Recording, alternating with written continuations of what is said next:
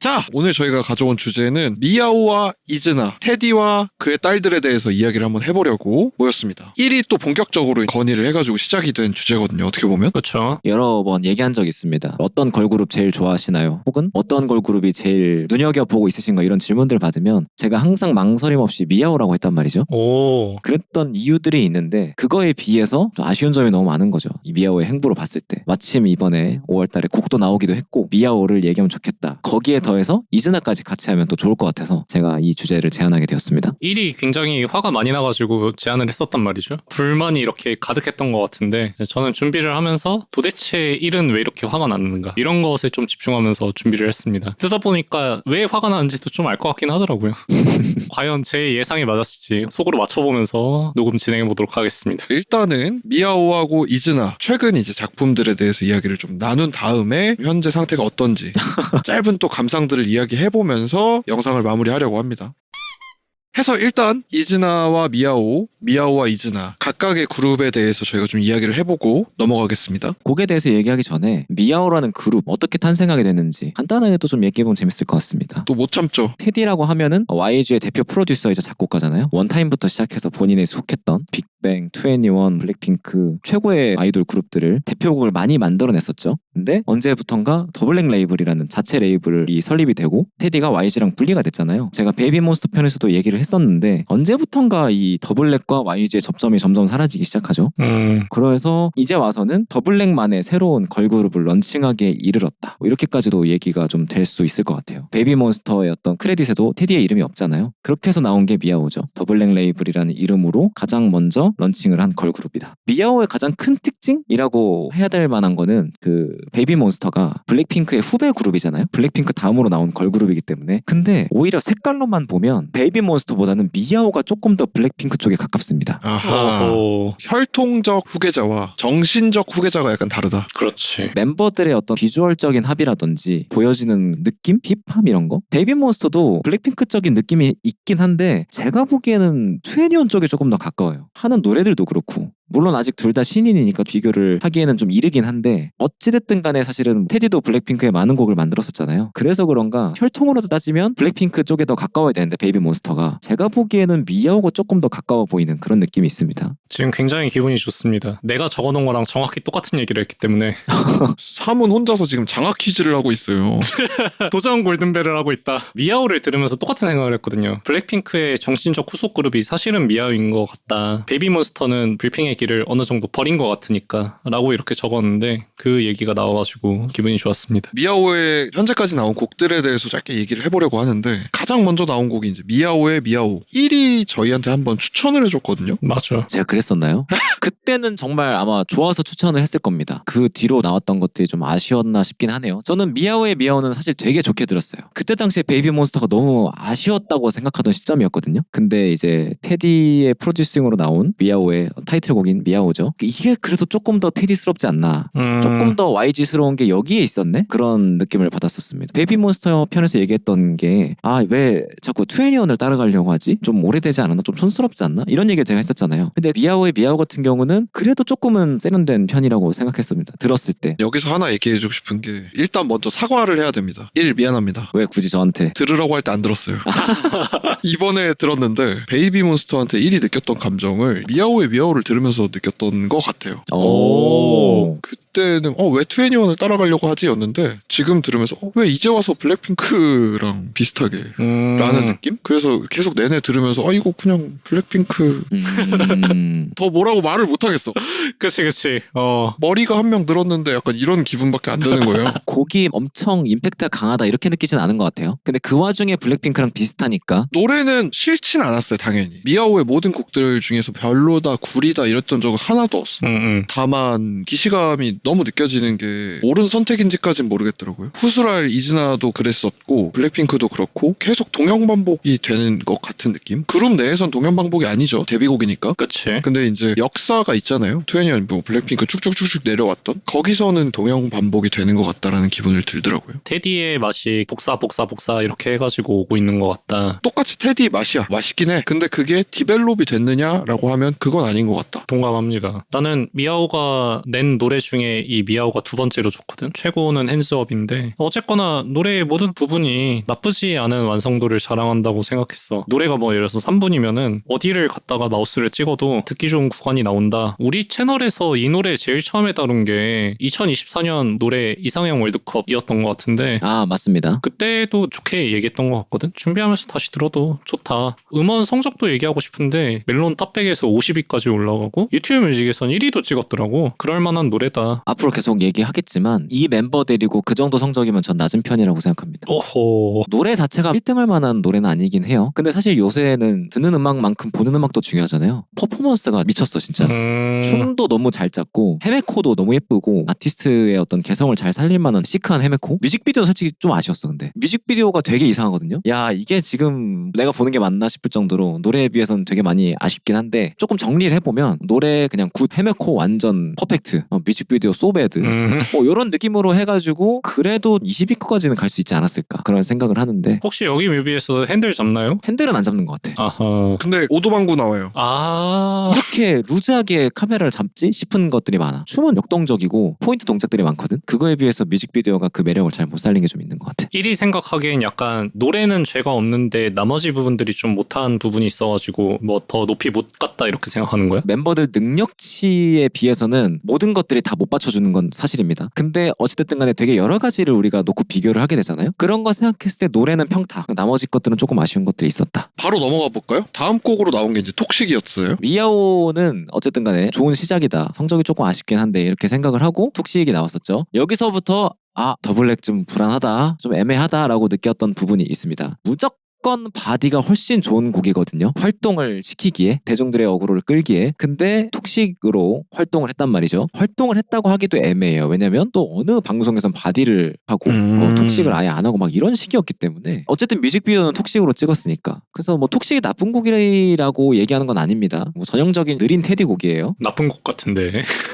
오케이. 저점은 그래도 테디가 높은 편이라고 생각을 해서 드랍탑이랑 되게 비슷한 결이긴 한데 어쨌든 간에 굳이 이 바디 같은 너무나도 좋은 곡을 두고 왜 톡식을 타이틀곡으로 밀어서, 그리고 어차피 바디도 활동시킬 거면 이런 게 사실 그 어그로 분산시키는, 그치. 뒤에 나오는 그 핸즈업에서도 얘기를 할 거긴 한데 회사가 조금 감이 좀 없다. 더블랙이라는 회사 자체에 대한 의심이 좀 들기 시작했던 타이밍이지 않나. 그럼 바디는 마음에 들었어? 바디는 개인적으로 미아오 곡 중에서 제일 좋아합니다. 오. 일단은 좀 캐치하잖아요. 거기에 더해서 미아오가 퍼포먼스가 진짜 좋아요. 안무가가 누군지 모르겠는데 춤을 진짜 잘 짜. 그게 가장 극대화된 게 바디. 특히 그 스윈이 센터로 나오는 댄스 브레이크 부분. 그 부분은 제가 이제 스튜디오 춤 그 영상 링크를 공유를 했었잖아요. 거기에 이제 댄스 브레이크 부분 보면은 편집도 뭐 잘하긴 했는데 춤선이나 이런 것들을 너무 잘 살려가지고 야, 이게 왜 타이틀곡이 아니지? 그런 생각을 하면서 감탄하면서 봤던. 어쩌다 보니까 두 개를 묶어서 얘기하게 되네요. 나도 근데 묶어서 얘기하는 게 맞다고 생각해. 전 둘 중에는 차라리 톡식이 좋았어요. 둘 중에는이라고 단서를 달아야 될 것 같긴 해요. 이번 영상을 찍으면서 좀 느낀 건데 나는 그냥 YG 걸그룹이 내 취향은 아닌가 봐.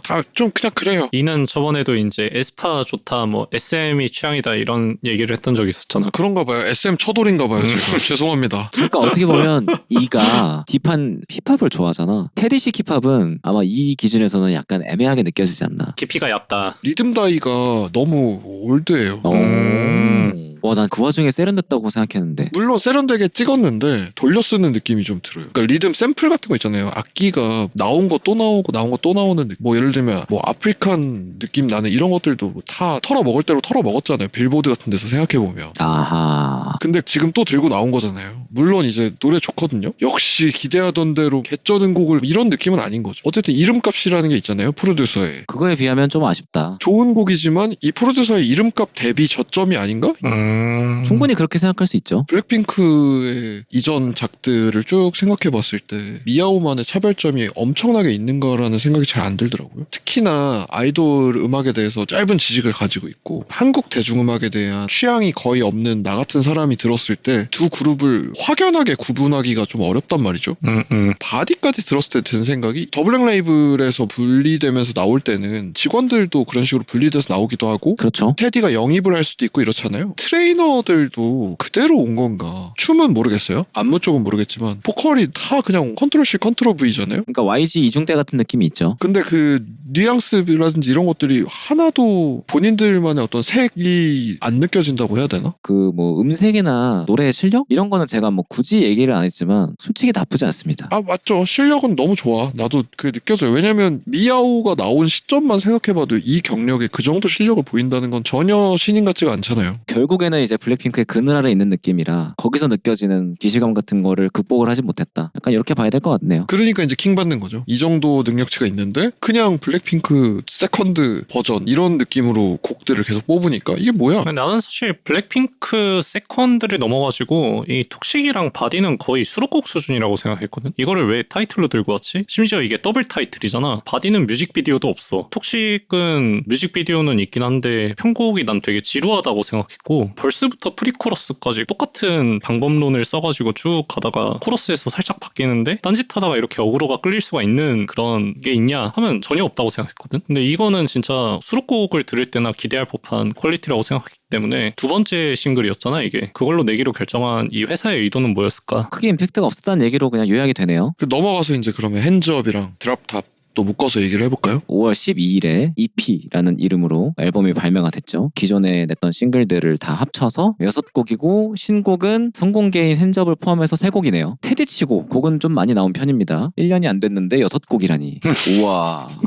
대단하다. 정말 놀랍다. 심지어 이즈나까지 같이 프로듀싱을 하고 있는데도 불구하고 근데 그래서 그런가 아쉬움이 좀 많죠. 사실은 굳이 블랙핑크를 계승한 쪽은 베이비몬스터보다는 미아오 쪽이 좀 더 가깝단 말이지. 모르겠어. 이게 베이비몬스터가 되게 재밌는 게 글로벌이 굉장히 빵 터졌더라고. 내가 완전 예상하지 못했던 부분이야. 2NE1을 따라가는 게 글로벌로 터질까? 이런 의문이 있었단 말이지. 근데 오히려 지금 뭐 월드투어하고 난리가 났거든. 근데 미아오는 오히려 색깔은 이쪽이 더 블랙핑크에 가까운데도 불구하고 글로벌 반응이 썩 좋은 편이 아니야. 물론 회사 차이도 있었겠지. 푸시하고 프로모션하고 이런 게 결과적으로는 음악이 아쉽기 때문이 아닌가 그런 생각이 좀 들어. 블랙핑크랑 오히려 더 비슷해버리니까 화이호환처럼 느껴지는 그런 부분이 있는 것 같아. 그 와중에 핸즈업 정도는 이 장르가 있었는데 브라질리언 펑크 장르라고 하더라고. 블랙핑크가 이런 색깔을 하진 않았었잖아. 인도풍이 조금 더 블랙핑크의 특이점이긴 하지. 핸즈업 같은 경우는 크게 계승한 느낌은 아니야. 그래서 오히려 조금 더 좋긴 했어 이 곡 자체가. 근데 또 드랍탑은 결국에는 진지한 블랙핑크 미디엄 템포 곡으로 또 나오잖아. 그게 또 EP의 타이틀곡이고 핸즈업은 성공개곡이고 여기서 또 생기는 아쉬움이 있지. 아 이걸 굳이 왜 또 성공개를 이 티어를 성공개를 해야 되는데 아이브 레브라트 때도 얘기를 했었던 부분이잖아. 곡이 두 개 다 좋으면 괜찮아. 키치랑 IM처럼. 맞아. 한 곡이 좀 덜 좋고 이러면 굳이 성공개를 안 했으면 좋겠어. 이게 어그로가 분산되는 악효과가 분명히 있다. 그게 미아오의 프로모션에도 똑같이 드러나는 문제다. 핸즈업을 그냥 성공개 없이 바로 타이틀곡을 했으면 어땠을까? 둘 중에 골라야 된다면 핸즈업을 미는 게 낫다. 드랍탑은 반복적으로 얘기할 수밖에 없는데 노래가 나쁘진 않아. 근데 핸즈업도 저는 좀 힘들었습니다. 코러스에서 전환되는 게 뭔가 항마력이 저한테는 떨어지는 기분. 밝은 분위기로 막 바뀌잖아요. 아 그치. 아 처음에 나도 그래서 후렴에서 장조로 바뀌는 거 들으면서 좀 입말을 짚었거든? 이게 뭐야 이러면서. 진짜 주식 뺄까 진짜 고민했는데 아직 안 뺐다고? 물론 이제 더블랙은 주식이 없죠. 근데 듣다 보니까 또 좀 적응이 되는 부분이 있었어가지고 그것도 똑같아. 나도 처음에 듣고 이게 도대체 뭐람? 요즘에는 뭐만 하면 이렇게 조성을 바꾸는 게 유행이라서 여기서도 이렇게 한 건가 했는데 어쨌든 미야오, 이즈나 뭐 해서 쫙 들었잖아요. 내 입에서 흥얼거리는 건 핸즈업이긴 해. 맞아. 이상해. 그 약간 병맛 코드 같은 게 좀 있는 것 같아. 혼자 흥얼거리고 있는 나 자신을 보면서 마치 지수의 얼스케이크 앨범처럼 약간 킹받는 기분을 느끼게 되는 곡이었다. 이게 멜로디가 끈적끈적하다니까 귀에 들러붙어서 잘 안 떨어져요. 불핑도 카레 맛이 나는 비트가 있었던 것 같거든. 이 노래는 그것보다 더 짙게 가가지고 불핑이 카레 향이면 이건 카레 맛이다 이런 느낌이었고 이 노래에 대한 인도 사람들의 반응이 어떨까 궁금해서 진짜 진지하게 유튜브 뮤직에서 인도 차트를 찾아봤거든. 없더라고. 인도가 또 로컬 음악이 되게 강세를 보이는 나라다 보니까 브라질 차트를 찾아봤어야 되는 거 아닐까? 브라질 차트를 찾아봐야 되나? 근데 브라질은 삼바잖아. 나 이런 음악 브라질 음악 중에 잘 모르는데. 나도 이제 비슷한 감상이었던 건 인도 맛이 나잖아. 근데 또 소개를 브라질리언 펑크라고 하는 거야. 그렇다는데 어쩌겠어. 아 내가 잘 모르나 보다 이러고 넘어갔던 기억이. 리듬다이나 이런 게 그쪽인가 보죠? 규칙이 있나 보지? 장르는 진짜 알다가도 모르겠어. 실제로 이 노래가 성적도 제일 좋은 것 같더라고. 멜론에서 27위까지 갔고 유튜브 뮤직에서 8위까지 갔고 어허. 드랍탑은 도대체 왜 핸즈업의 후속타로 드랍탑을 들고 오는 건지 잘 이해가 안 된다. 예전에 키스 오브 라이프 다뤘었잖아. 그때 내가 안녕 네브랜드를 좋아한다고. 맞아. 약간 락 감성이라서. 나는 드랍탑이 이 앨범 안에서는 그런 역할을 할 수 있는 노래라고 생각했거든. 밝고 뭔가 희망찬 멜로디. 키오프는 타이틀곡으로 밀지 않았었단 말이야. 지나가는 곡으로서 박아놨지. 근데 드랍탑은 타이틀이잖아. 이게 다른 팀들의 노래들이랑 경쟁을 해가지고 이길 수 있는 노래인가 하면 난 그렇게 생각을 안 한단 말이야. 왜 핸즈업의 후속으로 동등한 위치로서, 사실 핸즈업보다 더 높은 위치지. 메인 타이틀이니까. 왜 그런 결정을 했을까? 드랍탑은 힙합곡은 아니란 말이야. 근데 이 미아오는 힙합을 정체성으로 하는 그룹인데 왜 이런 곡을 굳이 타이틀로? 어떻게 보면 정체성 되게 요새 중요하잖아. 맞아. 근데 왜 이런 장르의 곡을 굳이 타이틀로 했을까? 수록곡으로 그냥 예쁘게 남겨놨으면 좋았을 것 같은데 회사 자체가 감이 없는 게 계속 지속되고 있는 게 좀 문제처럼 보이는 부분이 좀 있습니다. 나는 그래서 1한테 궁금한 점이 있었거든. 왜 더블 레이블이 미아오를 이런 식으로 프로듀싱하고 있다고 생각해? 그냥 회사 자체가 과부하에 걸려있다. 선택과 집중을 못하고 있기 때문에 베스트 판단을 못 내리고 있는 게 계속 지속되고 있는 걸로 보입니다. 이건 음모론인데 어떻게 생각했냐면은 톡식이랑 바디 같은 노래는 애초에 수록곡용으로 만들어진 노래였다고 생각해. 미아오는 원래 데뷔곡으로 만들어진 노래고 핸즈업이 이번 EP의 타이틀곡이 될 예정인 노래였고 생으로 EP를 내자니 미아오고 텀이 너무 떨어지잖아. 그래서 뭔가 중간 다리로서 톡식이랑 바디를 컴백을 시켰던 거 아닌가? 억지로? 충분히 그럴 수 있죠. 요새는 막 1년 단위로 이거를 짜잖아. 3부작 이런 것도 되게 많고 그런 것처럼 해가지고 톡식 바디를 노래는 다 만들어진 상태에서 텀이 좀 애매할 수 있으니까 미리 좀 내자 이렇게 했을 수도 있을 것 같다는 생각이. 이즈나 한번 얘기를 해보죠. 이즈나 같은 경우는 아이랜드2라는 프로그램, 오디션 프로그램에서 데뷔조로 선발된 애들이 이제 이즈나라는 이름으로 데뷔를 한 경우입니다. 사실 이 아이랜드라는 이 오디션 브랜드가 원래는 하이브 쪽이었어. 아이랜드1 같은 경우는 엔하이픈이라는 보이그룹 있잖아. 그 보이그룹을 런칭했던 프로그램이었거든. 그래서 난 당연히 아이랜드2라고 하길래 하이브에서 걸그룹 오디션 하는구나 라고 했는데 거기 나오는 사람들 보니까 아닌 것 같아.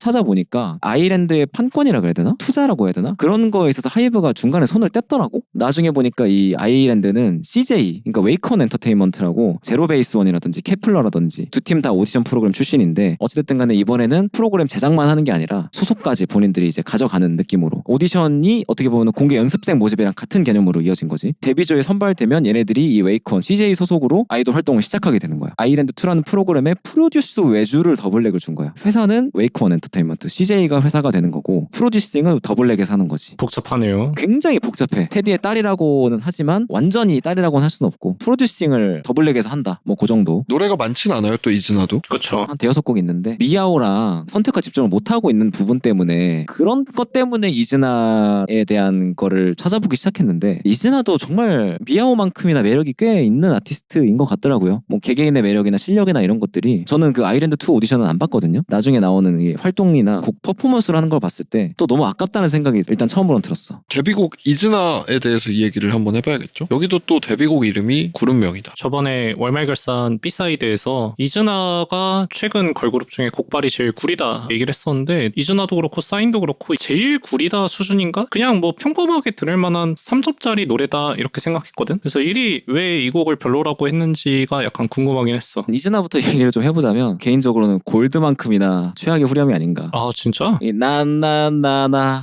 힘 빠지는 비트 사운드 있잖아요. 소우신스라 그러나요? 스퀘어 신스라 그러나요? 미니멀하잖아 되게 구성이. 맞아. 거기다 대고 나나나나를 하는 게 나는 이게 2024년에 다세대 걸그룹을 데리고 이런 노래를? 그런 생각을 좀 하게 되는. 혹시 이 노래만 들었나요? 아니면은 뮤직비디오랑 같이 봤나요? 같이 봤는데 뮤직비디오는 난 좀 대충 봤어. 전체적으로 힙합 장르 중에 레칫이라고 아 그렇죠. 거기서 쓴 악기들을 다 갖다 썼거든요. 도입부도 레칫 같은 스타일이야. 전형적인 레칫 스타일의 악기 구성이고 코러스도 그래. 보통 좀 레칫이면 약간 신나는 느낌이 있거든요. 대부분 약간 여름 곡들이 많아. 근데 여기서 갑자기 나나나나 레스미 약간 좀 곡을 풀어내는 방식이 좀 성의 없게 풀어놓은 느낌? 내러티브 같은 걸 봤을 때 이해가 되는 지점은 있어. 가사가 Who's that girl is 나나나나잖아. 이즈나로 붙여지는 그게 있단 말이지.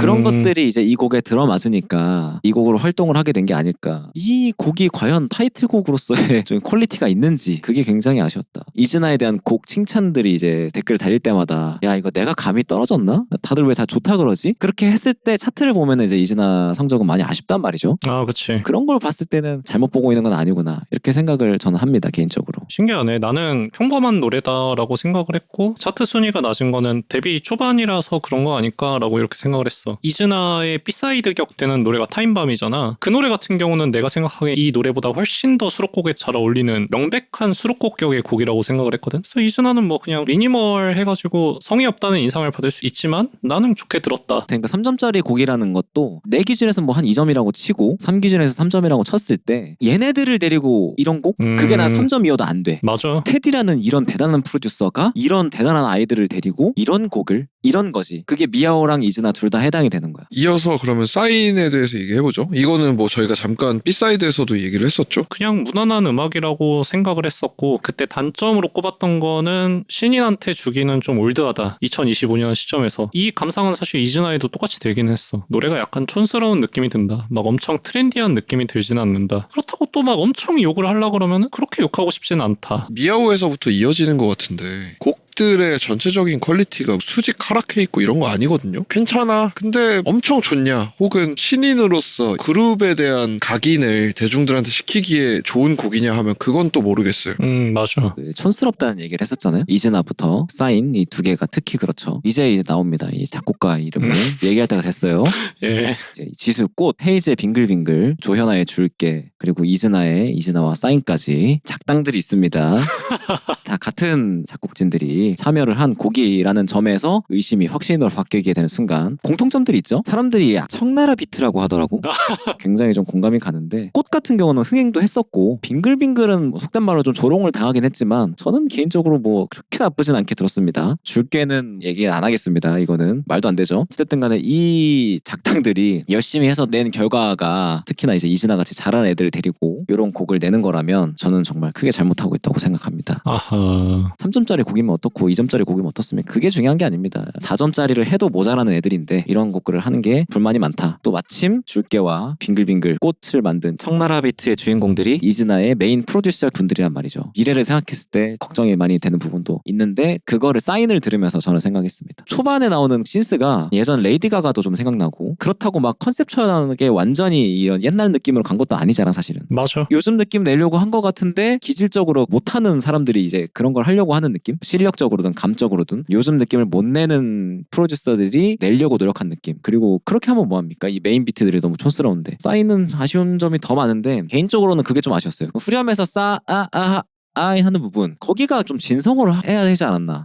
가성으로 하니까 너무 메가리가 없어. 프리코러스에서도 비트를 싹 브레이크다운을 시키잖아. 그러면은 이게 터져야 되는데 편곡으로는 빵 터지는데 멜로디를 너무 메가리 없이 하니까 곡이 확실히 좀 많이 죽는 느낌을 받았다고 해야 되나? 전체적으로 촌스러워서 아쉬운데 이런 거라도 더 디테일을 신경 쓰면 어땠을까 하는. 그리고 약간 그런 것도 있어. 후렴 끝날 때 I'll be yours, you'll be mine 이 부분 코드를 좀 비틀거든요. 네. 반복되는 코드가 아니라 마지막 코드가 약간 한 번 비튼 코드인데 맞아. 그것도 되게 촌스러워 솔직히.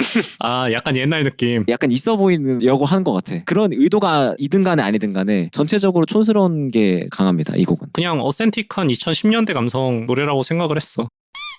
이제 이쯤에서 그러면 1회 호사가 타임이 시작이 돼야 될 것 같은데 이즈나하고 미야오하고 두 그룹에 대해서 단상을 좀 이야기를 했잖아요. 이런 곡들을 듣고 분개하면서 이 주제를 들고 오게 된 근원적인 이유 좀 궁금합니다. 아까 3위 그랬잖아. 미야오나 이즈나나 3점짜리 곡이고 뭐 나쁘지 않다. 많은 걸그룹 중에 그냥 두 그룹일 뿐인 거잖아. 굳이 이렇게 특집까지 해야 될 거냐 이렇게 생각할 수도 있을 것 같아. 근데 이제 블랙핑크의 어떤 후계자가 될 수도 있는 가장 근접해 있는 두 그룹이라고 생각하거든. 그런데 평타를 치면 한참 안 된다. 내 기준에서는 그래서 이게 문제인 거야. 굉장히 안타까워하고 있는 거구나 지금. 좀 직설적으로 얘기하자면 평타인 그룹들을 가지고 평타인 노래를 하면 괜찮아. 근데 정말 좋은 소스들을 데리고 평타인 곡들을 하면 그게 너무 문제인 거다. 도미로 매운탕을 끓이고 있다. 사실은 앞으로도 더 중요한 거잖아. 애들은 신인이니까. 지금까지의 행보들을 봤을 때 앞으로도 너무 걱정이 되니까. 차라리 이제 베이비몬스터는 지금 벌써 몇 개월이 됐죠. 그 영상 찍은 게. 그때에 비해서는 정말 걱정이 많이 줄었어. 오히려 걱정은 안 된다. 내 주식 괜찮겠다.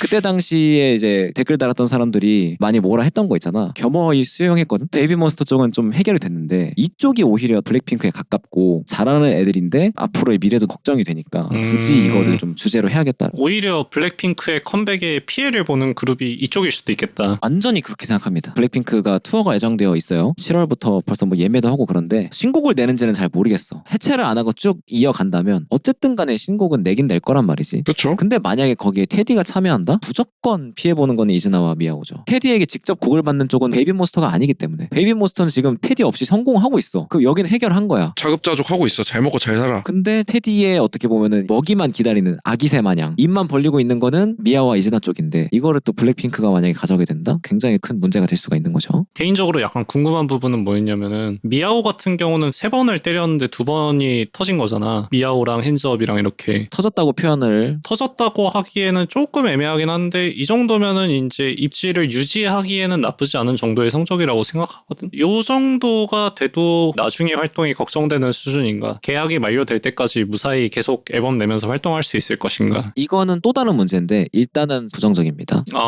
결과적으로는 테디 때문인데 정말 어떻게든 억지로 끌고 가고 있다고 생각해요. 두 개의 걸그룹을. 그치. 테디는 곡이 안 나오기로 유명한 사람이잖아요. 그동안의 역사를 보면 지드래곤이나 태양이나 이런 분들은 이제 곡을 다 쓰셨던 분들이기 때문에 테디가 잘 묶여가가지고 곡이 좀 많이 나온 걸 수도 있어. 근데 이제 블랙핑크도 그렇고 미야오나 이즈나 같은 경우도 본인들이 작사 정도밖에 참여 안 한단 말이야. 그치. 테디가 뭐 던져주기만을 입 벌려서 기다리고 있는데 두 개의 걸그룹을 동시에 본인이 할 수 있는 능력이 지금까지를 생각해봤을 때 있냐? 내가 봤을 때는 없다고 지금 판단이 된단 말이지. 타율 자체가 나쁘지 않아도 횟수 자체가 너무 줄어들게 될 것이다. 시간이 지나면. 이미 분산이 된 상태로 시작을 하니까 심지어 데뷔 시기도 비슷하고 베이비몬스터 때랑 똑같은 리스크를 안고 있는 거네. 그러니까. 베이비몬스터 영상을 찍었을 때는 드립이 그렇게까지 히트를 할 때는 아니었어. 근데 결과적으로는 드립이 히트를 했으니까 다른 작곡가로도 성공할 수 있다는 걸 보여준 거지 베이비몬스터는. 근데 미야오랑 이즈나는 어차피 테디와 이 뽕짝 밑으로만 갈 텐데 이들을 가지고 좋은 곡들을 받아가면서 할 수 있을까? 아까 미야오랑 핸즈업이 좋다고 했었잖아. 이것보다 좋지 않은 곡들로 활동을 할 수 있는 확률도 굉장히 높다. 그치. 미야오랑 이즈나한테 준 곡들이 이미 곳간의 거의 대부분일 수도 있다. 왠지 사실에 가까울 것 같다는 생각이 듭니다. 아이러니하게 그래도 미야오께 더 나아. 나도 미야오가 좋았어. 팔은 안으로 굽는 건가 싶기도 하고. 어떻게 안으로 굽어야지 미야오가 좋은 거야? 아니 내 말은 테디 쪽에서 곡을 준 걸 그래도 미야오 쪽에 좋은 걸 줬나. 그럴 수도 있겠다. 추가해서 얘기를 좀 해보고 싶은 건 뭐냐면 어찌됐든 간에 동시에 곡 수급을 하는 걸그룹이 두 개나 있다는 얘기죠. 그러면 예를 들어서 미야오가 빵 터진다? 그거의 피해자는 또 이즈나라고 생각이 될 수도 있는 거야. 같은 작곡가 곡을 받잖아. 그리고 미야오랑 이즈나랑 비슷해. 노래가 비슷하다기보다는 힙합 베이스고 마스크들이나 어떤 비주얼적인 것도 되게 비슷하다고 난 느끼거든 개인적으로. 결 같은 게 좀 비슷한 느낌은 있긴 해. 왜 그럴 수밖에 없냐면 애초에 아이랜드2라는 오디션 거기 멘토들이 다 더블랙 프로듀서들이야. 어차피 본인들이 곡을 줄 거고 본인들의 입맛에 맞는 멤버들을 선발을 해야 됐기 때문에 골라놓고 보니까 겹치는 거지. 저번에도 또 했던 말을 또 반복하는 것 같은데 테디는 사람을 안 뽑나요? 그 안에서만 계속 돌고 도니까. 뽑아서 꽃도 만들고 뽑아서 빙글빙글도 만들고 뭐 한 거 아닙니까? 결과물이 별로잖아요. 근데 뽑기는 뽑았다. 다음에 이즈나 줄게 필적하는 노래로 컴백하는 겁니까? 너무 무서운데요. 뽑아서 만든 게 꽃이고 뽑아서 만든 게 빙글빙글이다. 테디의 딸들 미야오랑 이즈나 얘기했지만 한 명이 더 있습니다. 전소미가 있어요. 그쵸. 진짜 최대 피해자는 사실 전소미다. 정말 명백하다고 생각을 합니다. 전소미 이름으로 나온 곡이 6년 동안 14곡입니다. 말도 안 되죠 사실은. 제가 베이비몬스터 편에서 얘기했던 블랙핑크나 이하이보다도 훨씬 더 적은 곡수를 자랑하고 있다. 되게 재밌는 게 전소미 곡 중에 What You Waiting For인가? 그런 노래가 있거든요. 근데 그 곡이 예전에 블랙핑크 로제 다큐에 로제가 가이드를 부르는 영상이 있거든. 본인 노래처럼 하려고. 그게 이제 로제 노래가 되지 않고 돌고 돌다가 전소미한테 간 거야. 그리고 블랙핑크 노래 중에 Forever Young이라는 노래도 있잖아. 그 노래도 만든 지 되게 오래된 노래거든. 그러니까 이게 테디가 곡이 진짜 별로 없어. 곳간이 정말 별로 없는 아티스트거든. 이런 상태에서 사실 전소미도 어떻게 보면 거의 방치에 가까운 수준으로 좀 낯떠지고 있는데 두 개의 아티스트가 동시에 런칭이 됐단 말이지. 그럼 남겨진 전소미는 어떡하냐고. 왜 자꾸 늘리기만 하는 거야 아티스트들을. 그러니까. 아기 새들이 점점 늘어나. 근데 어미새가 지금 다리가 하나 부러졌어. 그치. 먹이를 많이 물어다 주지 못해. 물어다 줄 수가 없는 지금 상황이네. 정말 안타깝다고 느끼는 게 글로벌로 정말 전소미가 장난 아니더라고. 전소미가 인스타 팔로워가 1900만이야. 야, 대박이다. 개인적으로는 엄청난 캐시카우라고 생각을 해. 회사 입장에서. 아예 지금 거의 매니지를 못하고 있잖아. 그리고 전소미 같은 경우는 회사의 어떤 매니지먼트적으로도 안 좋은 이슈들이 많더라고. MD라든지 팬들이 되게 불만이 많아. 그래서 더블랙에. 왜 이렇게 케어를 못하느냐. 곡도 사실은 가장 최근에 나온 곡이 아이스크림이지. 그 곡도 그냥 싱글 하나 딸랑 내고 끝. 전소미가 곡을 내는 족족 망하는 아티스트도 아니고 덤덤이라든지 되게 잘 됐었잖아. 이름만 들어도 기억하는 대표곡도 진짜 많은데 근데 이런 좋은 아티스트들을 본인의 어떤 과부하 때문에 방치에 가까운 수준으로 지금 놓고 있다. 근데 또 다른 더블랙 레이블 아티스트들도 생각해보면 태양이랑 로제도 더블랙 레이블이거든. 근데 이쪽은 조금 따로 봐야 되는 게 뭐냐면 태양은 어찌됐든 간에 자기가 곡을 쓸 줄 알아. 그래서 자기가 마음에 드는 곡을 준비해서 나올 거니까 그거는 내가 봤을 때는 이 과부의 문제는 좀 빠져 있는 것 같아. 그리고 로제 같은 경우는 크레딧을 보면 알겠지만 이번에 나온 정규 앨범 있잖아. 더블랙 사람이 한 명도 안 들어간 걸로 알고 있어. 일단은 본인이 작사 작곡에 다 참여를 했고 편곡가라든지 이런 것도 해외 독립적인 망을 이용해서 해외 아티스트들이랑 작업을 좀 하는 것 같거든. 더블랙 레이블 아티스트들 중에서는 유일하게 피해를 보고 있는 게 전소미가 아닌가. 안타깝네요. 발매 텀을 보니까 정규 1집 나오고서 그 다음 EP 나올 때까지 시간이 2년이 걸렸네. 오히려 지금 현 YG는 그게 조금 해소가 됐는데 YG의 문제를 더블랙 레이블이 가져간 느낌. 이 정도면 이제 테디 특집으로 바꿔야 되는 거 아닌가. 사실 저의 스나이핑은 지금 테디입니다. 그런 것 같아요. 이렇게까지 진짜 곡을 안 쓸 수가 있나? 완벽주의가 있다든지 그런 거는 뭐 이해해줘야 될 지점이라고는 생각하는데 비즈니스고 투자자가 있고 팬들이 있고 본인이 그냥 장인정신을 발휘할 상황은 아니란 말이죠. 그럼 어떻게든 다른 방식으로 타개를 할 걸 찾아 나가야 되는데 이즈나와 미야오의 프로듀싱 하는 방식을 봤을 때는 그렇게 할 생각이 없어 보인다. 그렇게 따지면은 테디는 회사의 작곡가 풀 중에 원 오브 댐으로 남아있는 게 본인한테 맞는 옷일 수도 있겠다. 이렇게 대표를 하거나 이런 것보다는. 사실 지금 대표는 아니야. 아, 그래. 더블랙의 대표이사였다가 지금은 이제 그냥 총괄 프로듀서라는 이름으로 남아있는데 그런 이유로 아마 내려온 게 맞는 것 같아. 그럼에도 불구하고 잘하고 있지는 못하다. 아, 안타깝네요. 근데 또 생각해보면 저희 주변에도 곡 쓰는데 참 오래 걸리는 사람들이 있거든요. 아, 그렇죠. 약간 저격인 것 같긴 한데 이거 B를 저격하는 거 아닙니까? 근데 그분은 생업이 아니니까. 생업도 생업인데 내가 곡을 안 쓴다고 피해보는 사람이 없잖아요. 아, 제 말이 그 말이에요. 누군가가 기다리고 이러지 않으니까. 딱 말씀드릴게요. 내가 만약에 이즈나랑 미야오를 데리고 있다? 진짜 뭐 잠도 안 자고 죽을 각오로 곡 만듭니다. 무조건이죠. 지금 이렇게 입 벌리고 있는데 곡 달라고 밥이 넘어갑니까? 만들었는데 결과물이 마음에 안 들어요. 그냥 줍니까? 그럼 바로 외부 작곡가 어떻게든 섭외하지. SM 가가지고 켄지라도 빼오지. 켄지를 빼온다. 100억 줄 테니까 켄지를 어떻게 빼와? 켄지를 어떻게 빼와? 핵심 오브 핵심인데. 자존심 굽혀야죠. 이즈나랑 미야오 데리고 있는데 제가 그렇다는 거죠. 제가. 진짜 웃기네. 좋습니다. 답이 없어 사실 결국에는. 그러니까 외부 작곡가 구해야 된다가 답인데 뭐야? 같이 얘기를 해봤으면 좋겠다라는 차원에서 이제 만든 거기 때문에 사실 나도 내가 생각하는 회생 방안이라고 할 만한 것들은 베이비몬스터 편에서 다 얘기했어. 암울한 현실을 그리면서 이 영상이 끝나겠네요. 근데 뭐 그렇게 얘기하기에는 우리가 전해 들은 건 1의 어떤 해석일 뿐이니까 판단이 틀렸을 수도 있지. 그러니까 이거는 제 개인적인 주관이 굉장히 많이 들어간 거예요. 저는 이즈나랑 미야오는 블랙핑크급이 될 수도 있는 아티스트라고 생각합니다. 지금 팬분들이 이 정도 위치에 만족하시면 만족하셔도 돼요. 지금 훨씬 더 높아져야 되는데 이것밖에 안 된다고 생각을 해서 이렇게 화가 난 거거든. 아, 지금 오케이. 활동 잘 하고 있어. 사실 테디가 곡을 1년에 몇 개를 준 거야. 이 정도면 대단한 거거든. 활동하고 있는 것만으로도 사실 대단한 건 맞아. 그런 차원에서 생각하면은 이제 좋은 점수를 줄 수가 있기 때문에 활동하는 것만으로도 감사하고 이 정도 곡으로도 만족하신다면 제 영상을 보고는 공감이 많이 안 되실 겁니다. 자, 그래서 오늘 이렇게 미야오, 이즈나, 전소미도 잠깐 테디의 더블랙 레이블에 대해서 저희가 한번 이야기를 해봤습니다. 오늘따라 일이 약간 분노한 직전에 어떤 아이돌 강의 영상처럼 원맨쇼 같은 영상이 된 것 같기도 하고. 그렇죠. 사실 이 두 그룹 다 당장 이렇다 저렇다라고 표현하기에는 아직은 커리어가 굉장히 짧은 편이잖아요. 그래서 긍정적으로 볼 수 있을지 모르겠는데 그래도 희망이 있다. 희망이 있다. 좋은 곡도 나오고 1위 베이비몬스터 걱정했지만 드립으로 잘 된 것처럼 아 그렇죠. 우리가 아무리 이렇게 말을 해도 사람들한테 좋은 반응을 얻는 곡이 분명히 또 나올 수 있다. 저는 베이비 몬스터 때랑 똑같습니다. 제 코가 깨졌으면 좋겠어요. 멋지게 좋은 곡으로 나와서 제 판단이 틀렸다는 걸 꼭 보여줬으면 좋겠습니다. 해서 요 그룹들 그리고 또 전소미까지 또 어떤 음원들을 가지고 나올지를 기대해 보면서 오늘은 여기까지. 좋습니다. 좋아요.